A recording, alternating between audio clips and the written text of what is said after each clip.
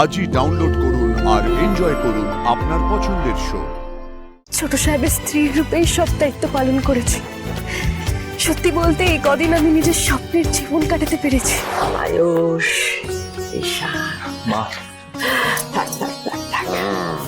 ভালো থাকো। এই তো তোমরা এসে গেছো, এইবার তোমার মায়ের মুখে হাসি ফুটবে। ওরা ছাড়া বাড়িটা ভালো লাগে বলো? কেমন খা খা করে। এই থাক তো। বাবা থাক। ওরাই তো এবাড়ির প্রাণ।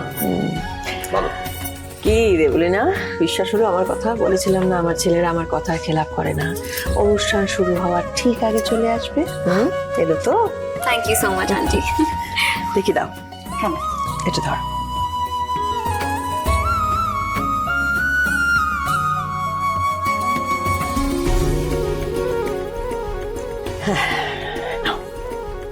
ঈশান, ঈশান, I have missed you so much. মা আমি একটু ফ্রেশ হয়ে আসছি। হ্যাঁ হ্যাঁ যাও। বাবা সিদ্ধার্থ, মা আমিও আসি। কুসুম, তোমার সঙ্গে আমার একটু কথা ছিল। দেবীমা সব চেনেছেননি তো? বলুন দেবীমা। সরি কুসুম, এই প্রথম আমি আমার দেওয়া কথা রাখতে ব্যর্থ হলাম। এই কি দেবীমা, আপনি এভাবে বলছেন কেন?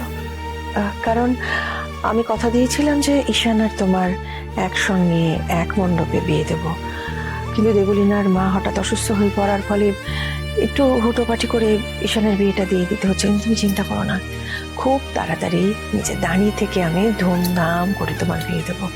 কেমন? এসো ভেতরে এসো। দেবীমা, অনেকদিন তো বাবার সাথে দেখা হয়নি, তাই আমি একবার বাবার সাথে। আচ্ছা বেশ, যাও দেখা করে এসো। ও মা, কেমন আছো মিশি? আমি ঠিক আছি রে মা, কিন্তু তুই কতদিন এই বাড়িতে ছিলিস না? বাড়িটা ভীষণ ফাঁকা ফাঁকা লাগছিল, আর ভীষণ মন খারাপ করেছে আমার। আমারও খুব মন খারাপ করছিল। ও বাবা, আমি তোর কথা বিশ্বাস করিনি। কেন? কেন কি রে? আরে তুই তো ওখানে আয়ুষ বাবার সাথে ছিলি। আয়ুষ বাবা থাকাকালীন কি তোর আর আমার কথা মনে পড়বে বল? দেখি দেখি দেখি, ও বাবা মেয়ে লজ্জা পাচ্ছে তো। তুমিও না? আচ্ছা বাবা, ঠিক আছে ঠিক আছে। কেমন আছিস বল? আমি একদম ঠিক আছি। হ্যাঁ রে, তুই ওখানেও নোয়া বাঁধানোটা করেছিলি?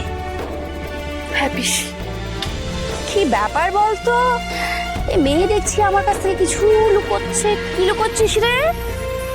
পিসি, আমি শুধু এই নোয়া বাঁধানো না গো, আমি ওখানে ছোট সাহেবের সামনে শাখা পলা সিঁদুর সব পড়তে পেরেছিলাম। জানো, উনি আমাকে সবার সামনে স্ত্রীর মর্যাদা দিয়েছে। আমি এই কদিনের মধ্যেই সংসারের সব দায়িত্ব নিতে শিখে গেছি। কি বলছিস তুই? হ্যাঁ গো, ওই গ্রামে তো আমি গৌরী কর্তা, আমার স্বামী রাজা, আর আমার দেওর হ্যাবলা।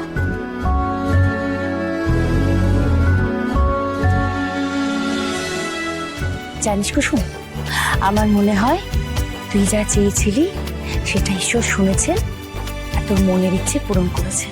আমি ওখানে ছোট সাহেবের স্ত্রীর রূপেই সব দায়িত্ব পালন করেছি।